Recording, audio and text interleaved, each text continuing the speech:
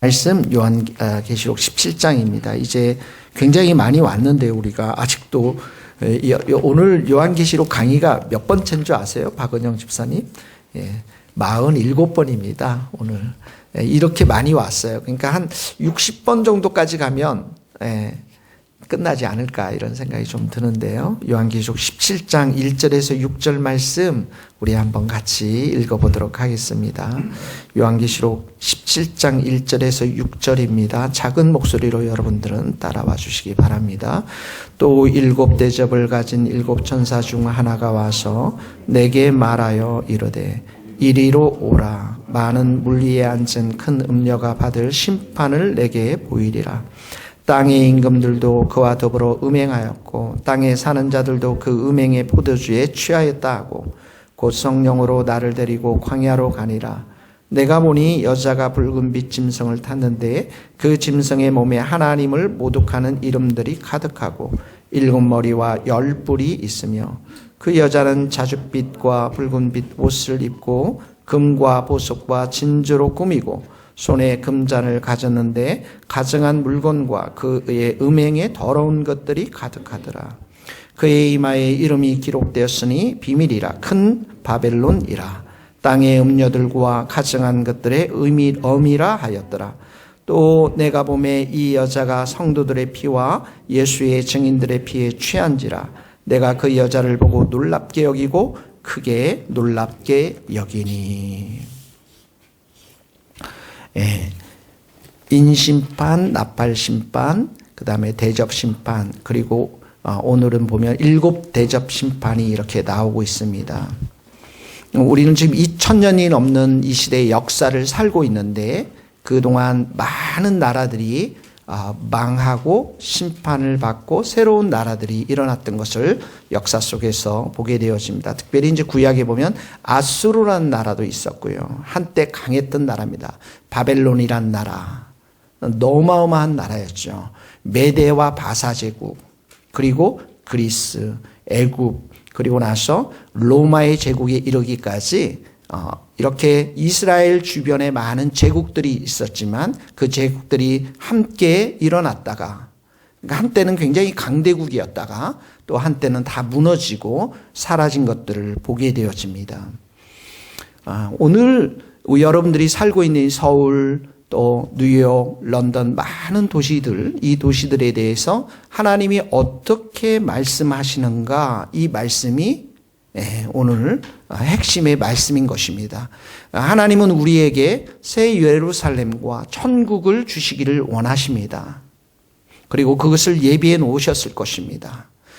그런데 19장에 가면 새 예루살렘이 우리에게 주어질 것임을 말씀하고 있지만 17장, 18장에는 바로 이 바벨론, 큰 바벨론 성, 이 도시들이 무너질 것임을 말씀하고 있는 것입니다.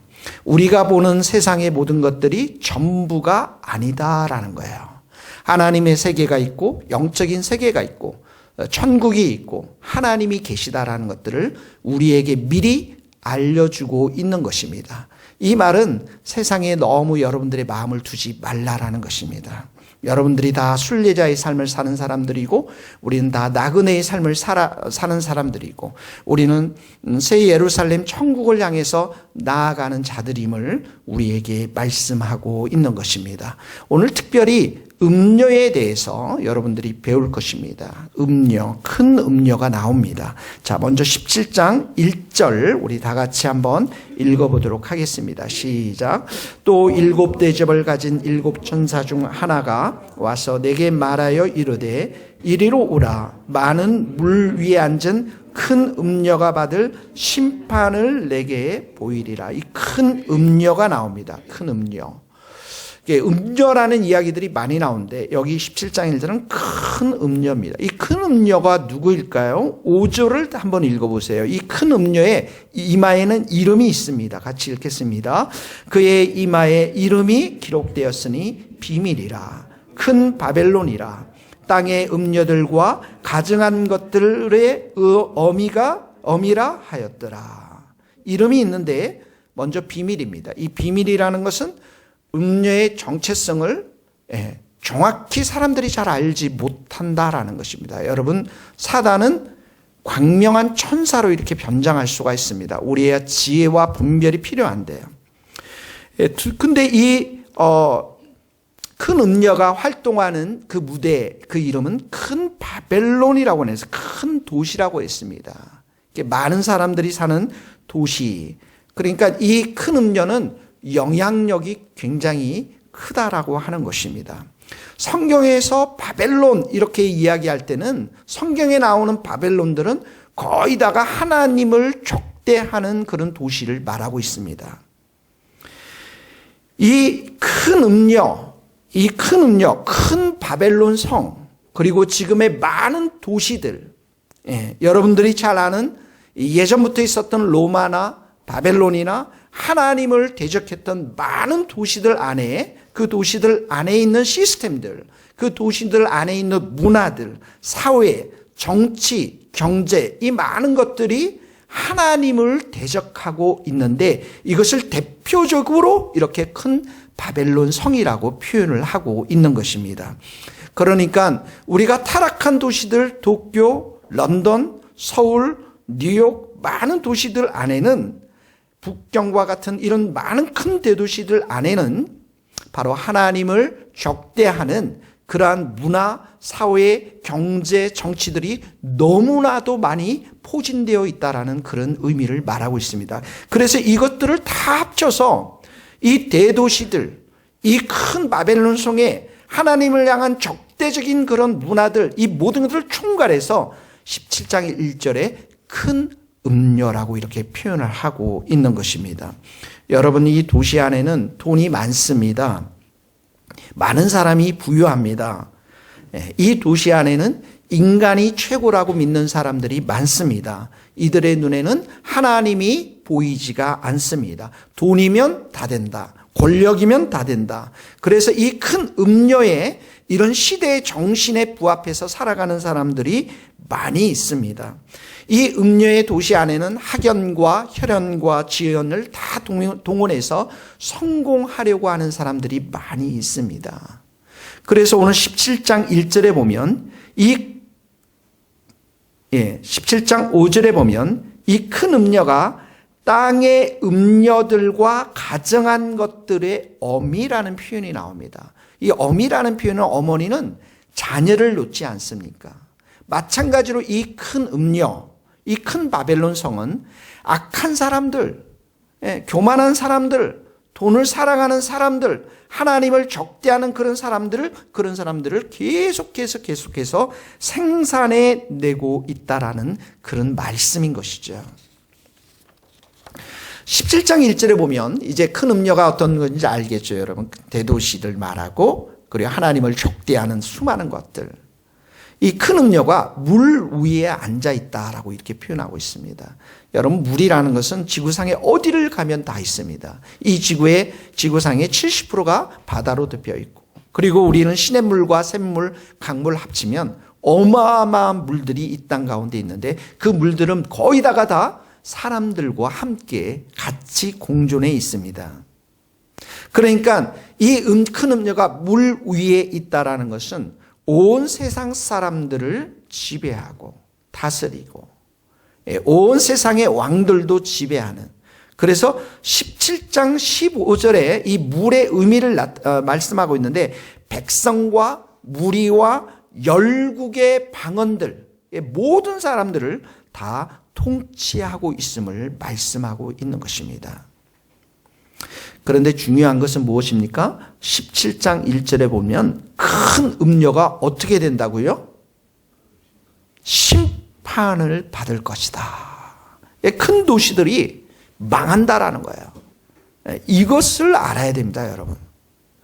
종말에 하나님은 도시를 심판하시겠다라는 거예요. 세상을 끝장내시겠다라는 것입니다.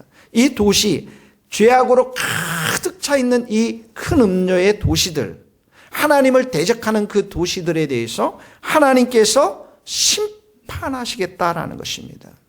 의로우신 하나님이 이 도시와 이 도시를 사랑하는 사람들에 대해서 하나님이 심판하시겠다라는 것이죠. 마치 여러분 시드기야가 예레미야의 두 눈이 뽑히죠. 그 마지막 눈앞에서 눈이 떠 있는 그 자리에서 자녀들이 다 바벨론 칼에 죽지 않습니까? 그런 거와 마찬가지로 하나님께서는 영원히 지옥의 불로 심판하시겠다라는 것이에요. 그러니까 여러분, 너무 아파트 없어도 괜찮아요, 여러분. 제가 늘 말씀하지만 여러분들의 마음이 세상을 너무 사랑하면 안 됩니다. 돈을 사랑하면 안 되고 그 도시 안에 있는 많은 것들을 여러분들이 사랑해서는 안 됩니다. 왜 그렇습니까? 하나님이 심판하시겠다는 것이에요. 왜 심판하십니까? 하나님, 이 도시 안에 이렇게 좋은 것들이 많은데 아까도 말씀드렸지만 하나님을 적대하는 이 문화가 도시 안에 가득 차 있는데 오늘 말씀에는 이 음녀, 큰 음녀를 심판하는 이유가 4가지로 나옵니다. 첫 번째 뭐냐면 음행을 저질렀다라는 거예요. 도시가. 이 음행은 2가지 의미를 가지고 있습니다. 하나는 영적인 의미에서의 음행, 우상 숭배를 말합니다. 두 번째는 육적인 의미에서의 음행, 실제로 성적으로 타락한 것을 말합니다. 그리고 이 도시 안에는 3번째, 사치와 탐욕과 욕심, 사치, 과소비가 너무너무 많이 이 땅 가운데 있다라는 것이죠. 하나님을 떠난 백성들이 이 땅에서 쾌락을 즐기며 향락을 즐기는 것을 그려주고 있는 것입니다. 그리고 마지막으로 이 도시의 사람들은 종말에 예수 믿는 사람들을 핍박할 것이다. 박해할 것이다. 그래서 우리가 받은 이 핍박, 박해, 죽이는 데까지, 순교의 자리까지 가는데 그 피를 고스란히 돌려주시겠다고 하시는 하나님의 준엄한 약속이 있기 때문에 이 도시를 사랑하지 말라라고 하는 것입니다. 먼저 한번 2절을 한번 읽겠습니다. 땅의 임금들도, 시작. 땅의 임금들도 그와 더불어 음행하였고 땅에 사는 자들도 그 음행의 포도주에 취하였다 하고, 자, 음행이 납니다. 첫 번째 음행이 나옵니다. 2절에 보니까 땅의 임금, 왕들입니다. 그리고 땅에 사는 자들, 불신자들 말합니다. 이들이 그와 더불어 음행하였고, 그가 누굽니까? 이 큰 음녀를 말합니다. 이 음행했다라는 말은 아까도 말씀드렸죠. 첫 번째는 영적인 의미에서 하나님을 버리고 우상을 섬긴 것을 말하는 것입니다. 이 땅에는 하나님의 나라가 있고 사단의 나라가 있습니다. 여러분은 어디에 속해 있습니까? 네? 할렐루야. 하나님의 나라에 속해 있습니다. 그러나 불신자들은 어디에 속해 있습니까? 사단의 나라에 속해 있습니다. 그러니까 여기 음행을 저질렀다라는 것은 하나님을 떠나서 사단의 나라에, 그 영역에 속해 있는 것들을 말하는 것이죠. 그래서 여러분, 이단들이 있습니다. 거짓된 종교들, 신천지와 같은 하나님의 교회 같은 이런 이단들, 사단의 영역에 속해 있어서 우상을 숭배하는 것입니다. 뿐만 아니라 거짓된 사상이 있습니다. 진화론, 인본주의가 있습니다. 공산주의, 막시즘이 있습니다. 이 모든 것들은 사단의 영역에 속해 있는 것을 말합니다. 종말이 오면 나타나는 뚜렷한 현상 중에 하나가 종교다원주의라는 것입니다. 이 종교다원주의는 여러 차례 말씀했지만 예수님만이 구원이 있다라는 그 진리를 부정하는 것입니다. 불교에도 구원이 있고 힌두교에도 구원이 있고 심지어 천주교 많은 사람들 중에서도 그렇게 믿는 신부들도 있습니다. 그래서 이것을 멀티 페이스, 다원론, 모든 종교 속에 구원이 있다라고 하는 것이죠. 우리가 스코틀랜드도 갔지만 아버딘 대학, 에딘버러 대학, 글라스고, 그 스코틀랜드의 주립대학, 그 기독교가 세웠던 그 교회 채플들이 다 이렇게 다원론이, 다원주의에 빠져 있습니다. 불교 승려도 있고요. 여러 이슬람 사람도 있고 교주들이 다 있습니다. 미국의 신실한 그리스도인들이 세웠던 그 대학들, 하버드 대학, 예일 대학 다 종교다원주의에 빠져 있는 것입니다. 여러분, 지금 서구 사회에는 뉴 에이지 운동이 완전히 팽배되어 있습니다. 그 중에 뉴 에이지 운동의 핵심 중에 하나가 뭐냐면 신은 자기 안에 있다라는 거예요. 내 안에 있다라는 거예요. 그래서 자기 개발, 긍정의 마인드 이런 거 굉장히 중요하고요. 요가, 명상 이런 것들이 서구에 많이 음악이나 문화를 통해서 퍼져 있는 것들을 보게 되어집니다. 이 많은 도시 안에 있는 이런 많은 음행, 하나님을 배반하는, 그래서 우상을 숭배할 수밖에 없는 이 모든 것들은 하나님을 대적하는 문화인 것입니다. 하나님께서 이렇게 말씀하십니다. 너는 나 외에 다른 신을 두지 말라. 너를 위하여 새긴 우상 만들지 말라. 왜 그렇습니까? 나는 너를 애굽 땅 종되었던 곳에서 인도하여 낸 여호와 하나님이라. 그러니까 우리를 구원하시고 그 전에 우리를 창조하시고 우리를 구원하신 분은 오직 하나님 한 분밖에 없다라는 거예요. 예수님 한 분밖에 없다라는 것입니다. 그래서 종말에 여러분 우리가 그 짐승의 표를 받지 않아서 실제로 우리가 매매도 할 수 없고 경제활동도 할 수 없고 진짜 여러분의 칼 가운데 예수를 믿을래, 예수를 안 믿고 살래, 예수를 믿고 죽을래 한다면 여러분 어떻게 하시겠어요? 종말에 그런 시대가 오고야 만다라는 것입니다. 이미 이 땅 안에는 그런 피비린내 나는 영적 전쟁이 한번 일어났습니다. 여러분 주기철 목사님 잘 아시잖아요. 그 당시에 모든 성직자들 90% 이상들이 다 신사참배 우상을 숭배했습니다. 이미 이 땅 가운데 일어난 일입니다. 얼마나 그게 혹독했으면. 그런데 주기철 목사님이 마지막 1940년도에 평양의 산정연교회에서 했던 설교가 이렇게 기록되어 있습니다. 지난번에도 한번 제가 말씀드렸던 것 같은데, 그리스도의 진정한 신분은 다른 신들에게 정죄를 깨트리지, 다른 신에게 정죄를 깨트리지 못합니다. 그리스도의 신분은 신사 우상에게 절하지 못합니다. 아, 모란봉아 통곡하라. 대동강아 나와 함께 울자.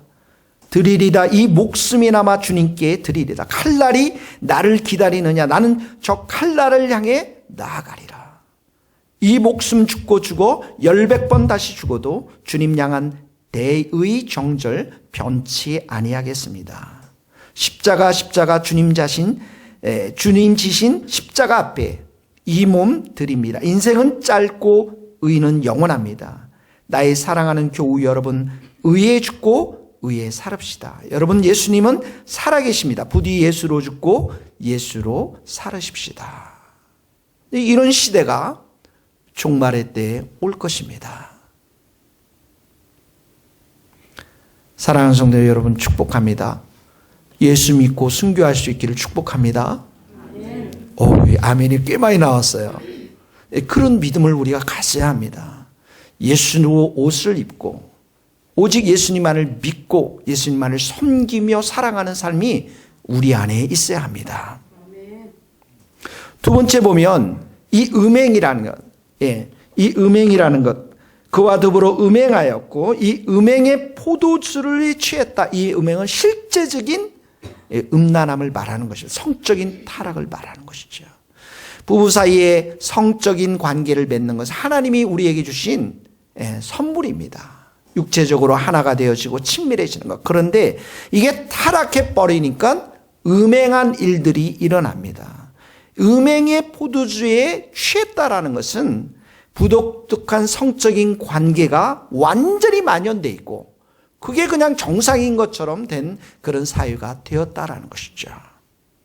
여러분 고대 신전에는 몸을 파는 여성들이 있었습니다.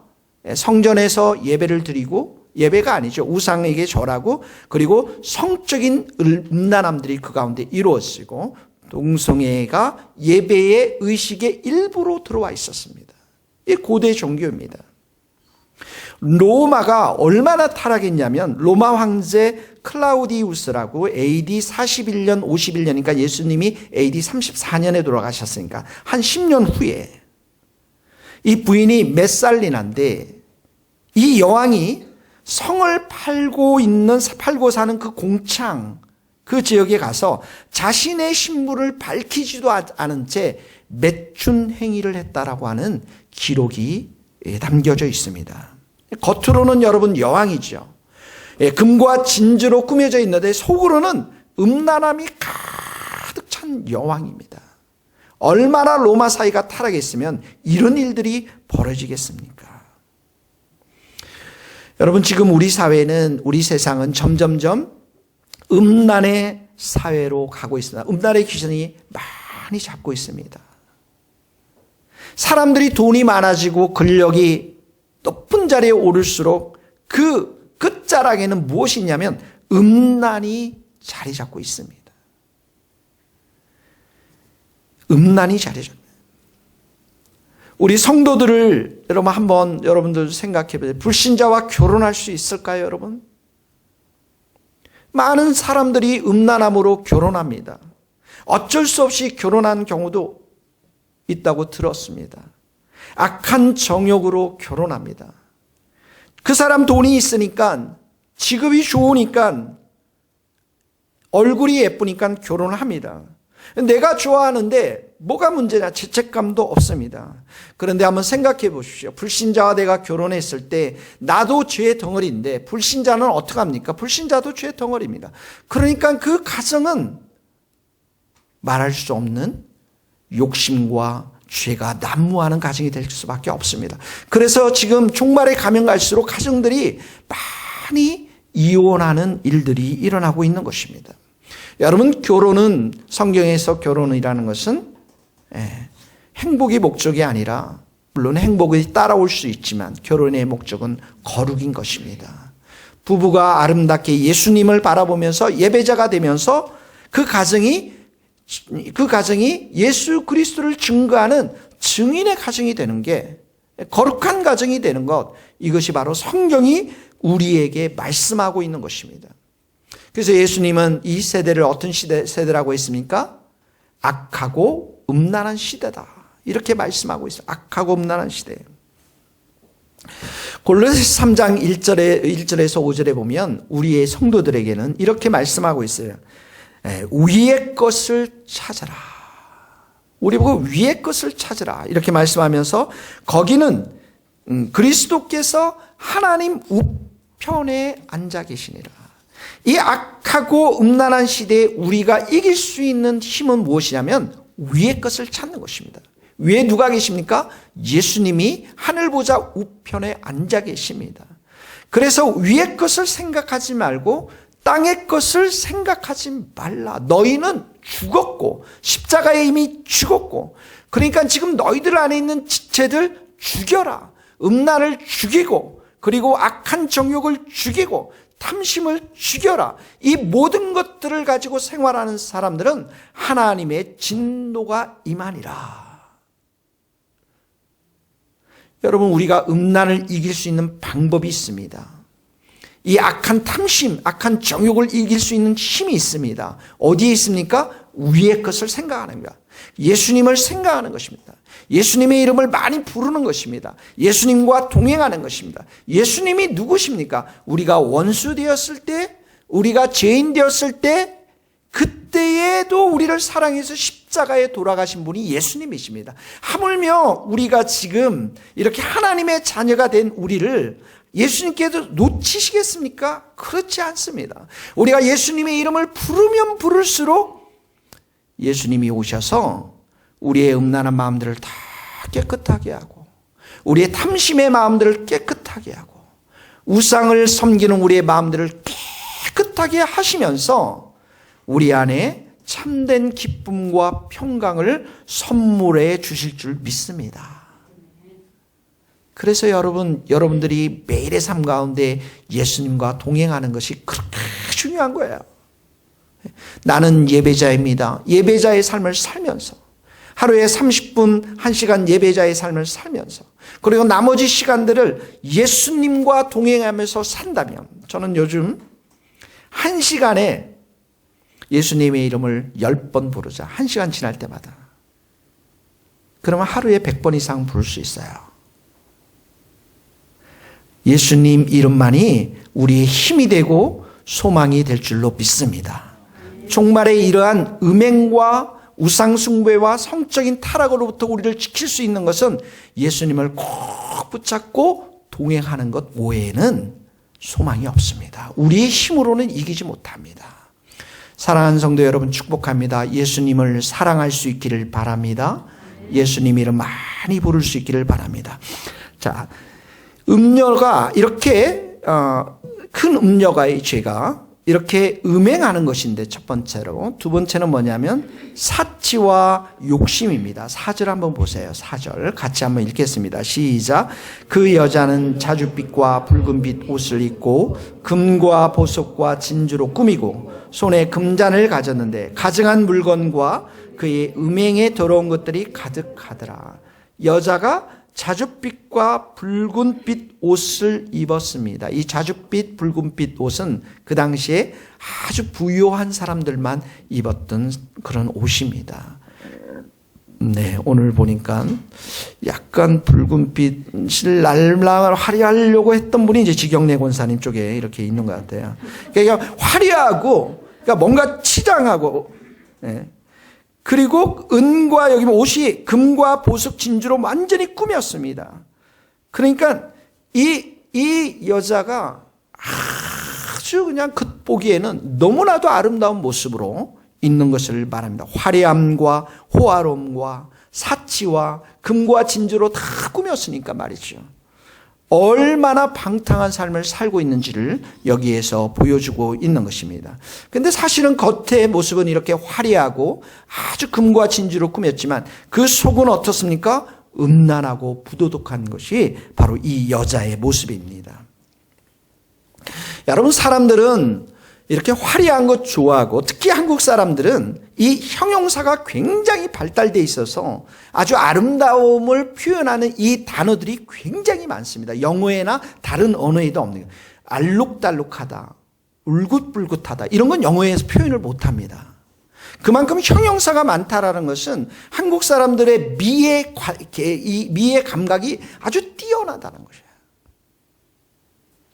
그런데 우리는 또 굉장히 체면의 문화지 않습니까? 눈으로 보는 게 굉장히 중요합니다.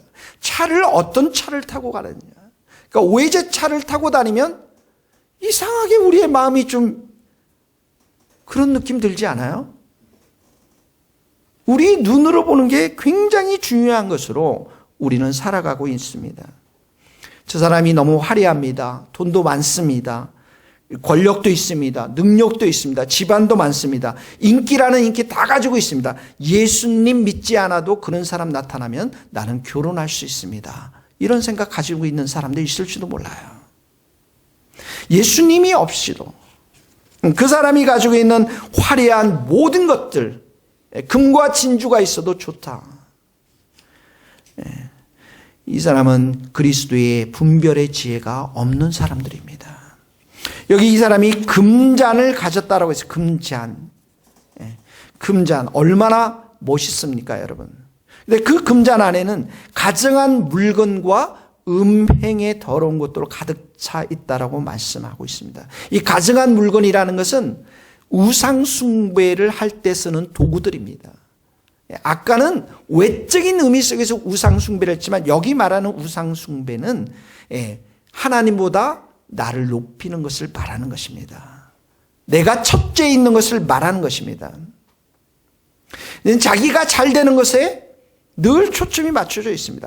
기도를 하고 예배를 드리고 끝까지 하나님을 찾는데 가보니까 돈이 보인다라는 거예요. 돈이 우상입니다. 여러분, 돈이라는 건 좋고 나쁜 게 아니고 우리의 삶에 살아가는데 수단이지 않습니까?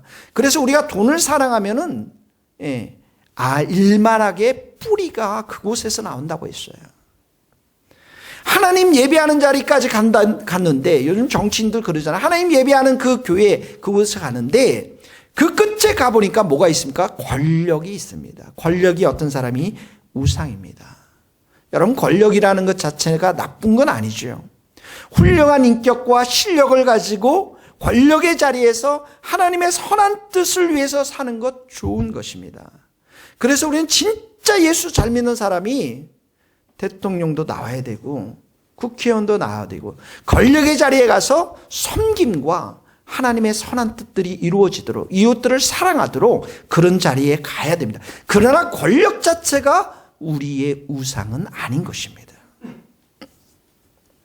이 큰 음료는 세상의 화려한 것들이 전부인 것처럼 사람들을 유혹하면서 더 그 세상을 사랑하도록 더 성공과 목표를 향해서 달려가도록 그렇게 부추깁니다. 여러분, 돈이 많으면 행복하시겠습니까? 수조원 가졌던 재벌 회장님이 돌아가셨습니다. 여러분, 돈이 많이 있으면 행복할까요? 여러분, 지금 권력의 정점에 계신 분이 대통령이십니다. 대통령 행복하시겠습니까? 여러분, 안 돼봐서 잘 모르죠. 돈이 많이 없어봐서 잘 모르죠. 근데 얼굴을 보면 행복하게 보이지는 않아요. 성경은 성령으로 충만해야 기쁨이 충만하다고 우리에게 말씀하고 있습니다. 임마누엘 되신 하나님, 임마누엘 되신 예수님과 내가 동행해야만 기쁨이 충만하다고 말씀하고 있습니다.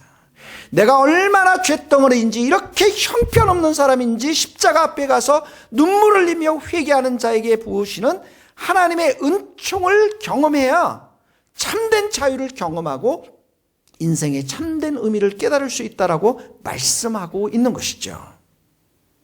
하나님의 백성은 하나님을 이용해서 성공하는 것이 아니라 신실하고 정결하고 순결한 예수님의 신부가 되어서 예수님을 기다리고 있는 자들입니다.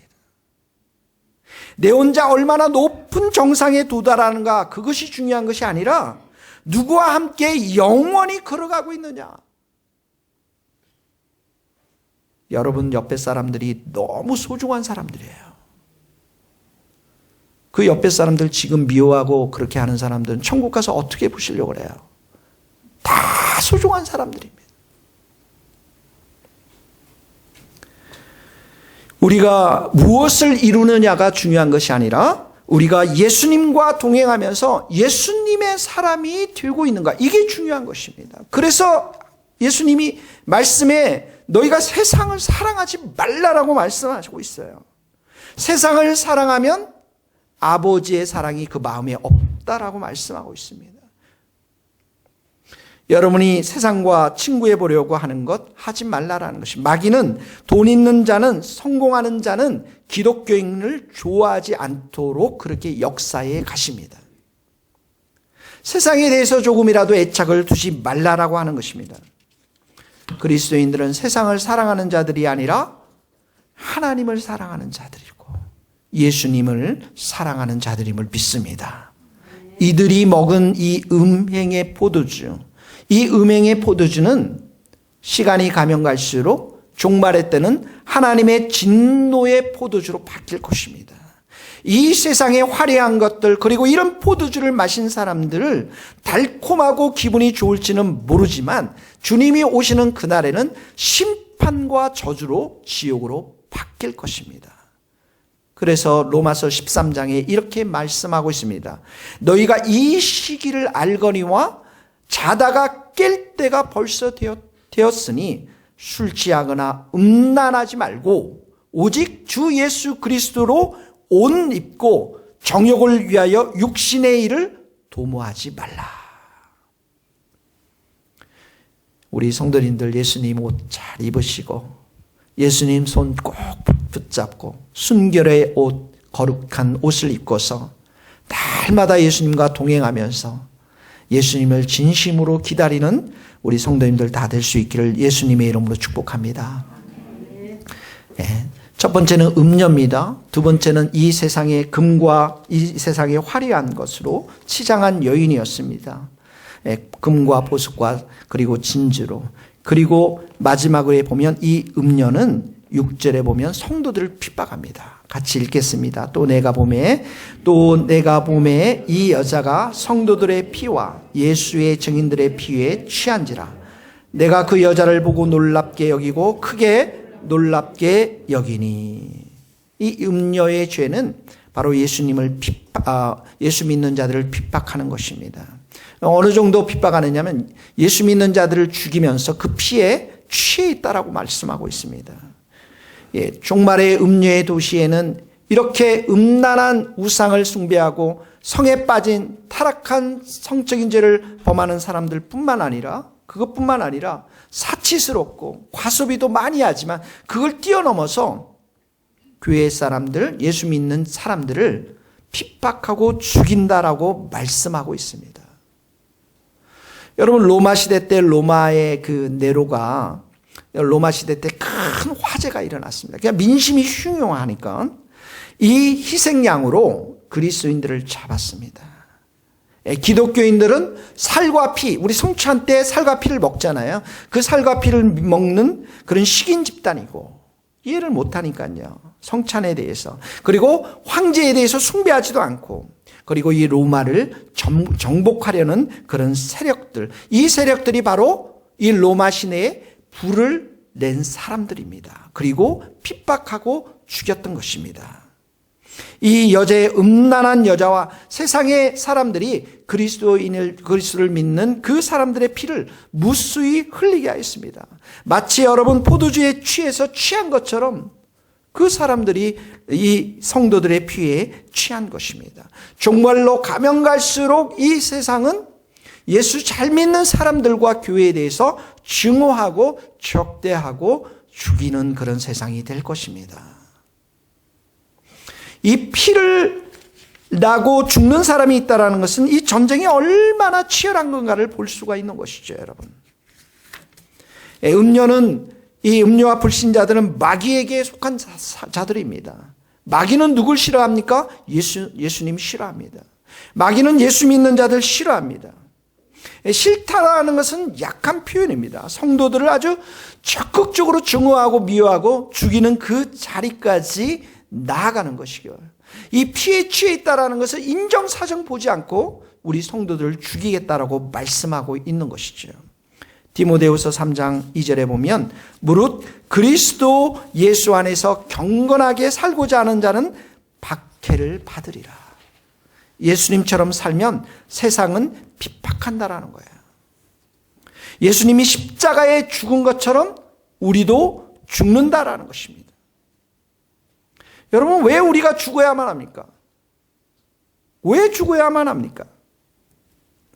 이 전쟁에서는, 이 전쟁이 예수님과 사단의 전쟁이고 하나님 나라와 사단의 나라의 전쟁이기 때문에 이 전쟁 속에서 우리가 예수님을 믿고 예수님을 따르기 때문에, 그리고 이 세상은 마귀의 세상이고 마귀가 장악하고 있고 큰 음녀가 장악하고 있기 때문에 이 전쟁에서 우리가 죽을 수밖에 없는 것입니다.